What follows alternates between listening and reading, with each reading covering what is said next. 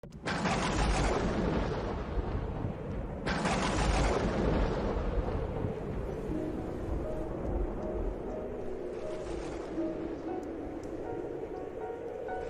ce temps-là, Pierre avait dit à Jésus, « Tu es le Messie, le Fils du Dieu vivant. » À partir de ce moment, Jésus, le Christ, commença à montrer à ses disciples qu'il lui fallait partir pour Jérusalem, souffrir beaucoup de la part des anciens, des chefs des prêtres et des scribes, être tué et le troisième jour ressusciter.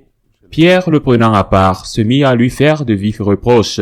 « Dieu t'en garde, Seigneur, cela ne t'arrivera pas. » Mais lui, se retournant, dit à Pierre, « Passe derrière moi, Satan. Tu es un obstacle sur ma route.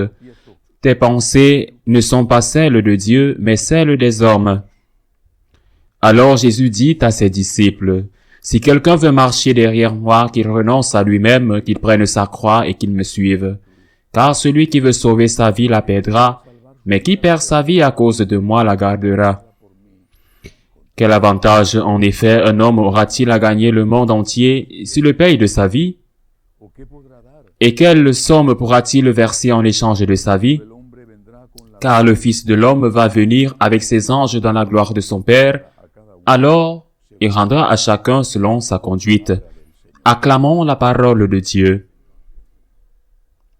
Pour comprendre ce passage de l'évangile de Matthieu, il faut le relier à celui que nous avons lu dimanche dernier, car il s'agit d'une suite.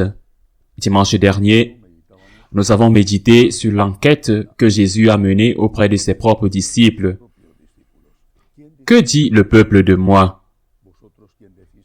Que dites-vous que je suis? Saint Pierre devance les autres et dit, « Tu es le Messie, le Fils du Dieu vivant. » Je te le dis. Lui, dit Jésus, « Tu es Pierre, sur cette pierre, je bâtirai mon église, et les portes de l'enfer ne prévaudront pas contre elle. » Jusqu'ici, tout va bien.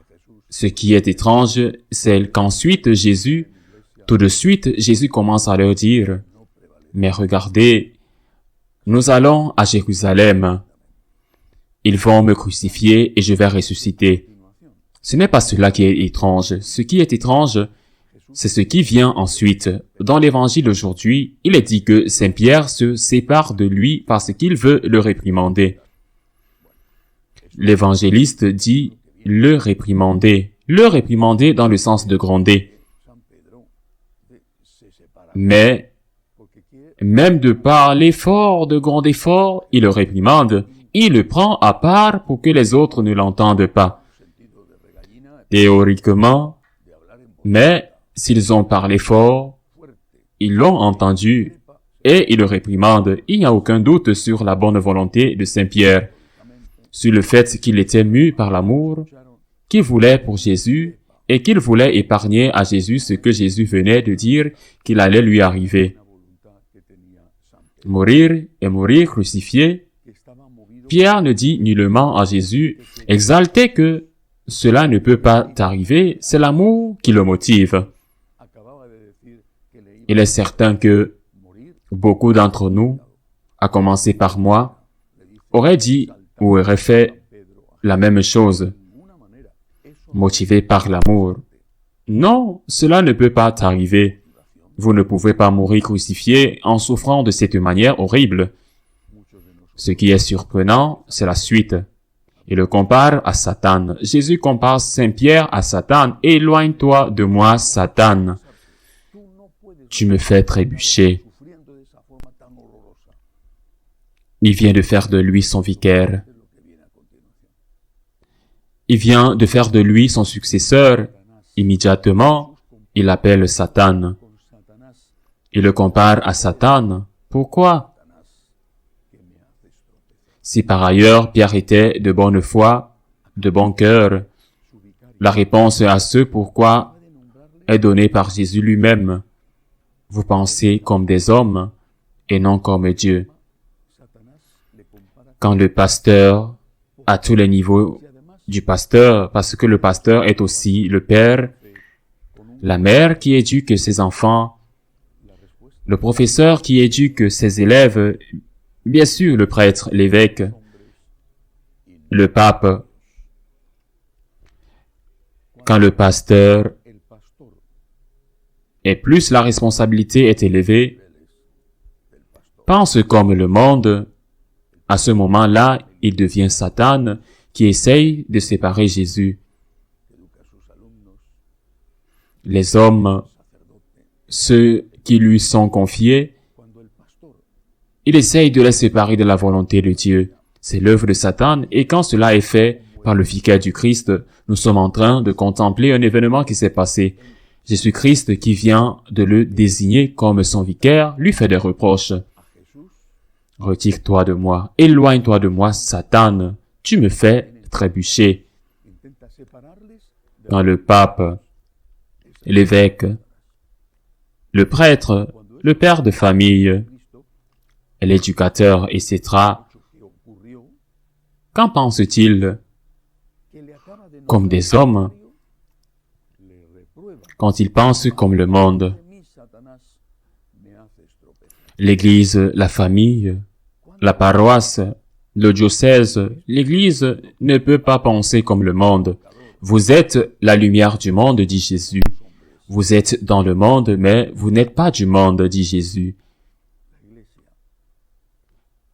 L'Église ne peut pas penser comme le monde, parce que si elle pense comme le monde, elle n'accomplit pas la volonté de Dieu, qui est d'être la lumière, le sel, le levain. Si nous nous adaptons au monde, si nous acceptons les critères du monde, qui n'est pas de maintenant, qui est de toujours. Nous parlons de Jésus-Christ.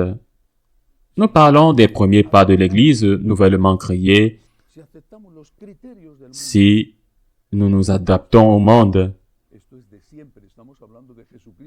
nous n'avons plus de raison d'être. À quoi sert un sel devenu insipide?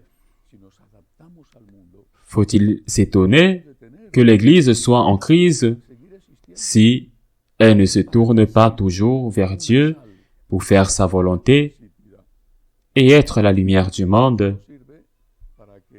ce qui est la mission que Dieu lui a confiée. Si le sel devient insipide, quelle que soit la personne qui le prend ou le rend insipide, il n'est plus bon qu'à être piétiné par les hommes. Mais cet évangile dit aussi quelque chose de très important. Après avoir confronté Saint Pierre, Jésus se tourne vers les autres et leur dit clairement, « Si quelqu'un veut venir après moi, à ma suite, qu'il se charge de sa croix et qu'il me suive. » C'est un message malvenu, désagréable à entendre. Qui veut porter sa croix? Ce que nous voulons, c'est qu'on nous enlève notre croix, pas qu'on la porte. Mais il y a tout de même une motivation. Si quelqu'un veut venir après moi, voulez-vous suivre Jésus? Il faut porter sa croix, car c'est le test de la suite, comme ce fut le texte de l'amour du Christ pour la volonté de son Père de monter sur la croix pour nous sauver. Quelle est votre croix? Un mariage difficile? Je reçois souvent des lettres de personnes qui me parlent de leur situation conjugale ou familiale, de leurs enfants compliqués, difficiles. Peut-être que votre croix est terrible. Peut-être que vous n'avez pas de travail, que l'économie est mauvaise, que vous ne voyez pas d'horizon ou que votre croix est votre corps, que vous avez vieilli ou que, sans avoir vieilli, vous avez un problème de santé. Si tu veux venir à ma suite, est un conditionnel. Je ne te force pas, nous dit Jésus. Et si tu veux venir à ma suite, porte ta croix et suis-moi.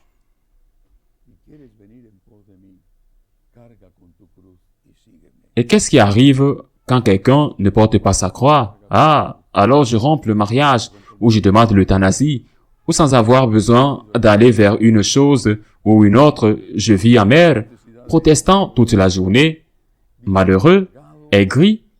Ceux qui vivent avec moi parce que je suis amer, est-ce que ta maladie va être guérie? Est-ce que tu vas trouver un travail? Est-ce que ton mari ou ta femme va changer de caractère?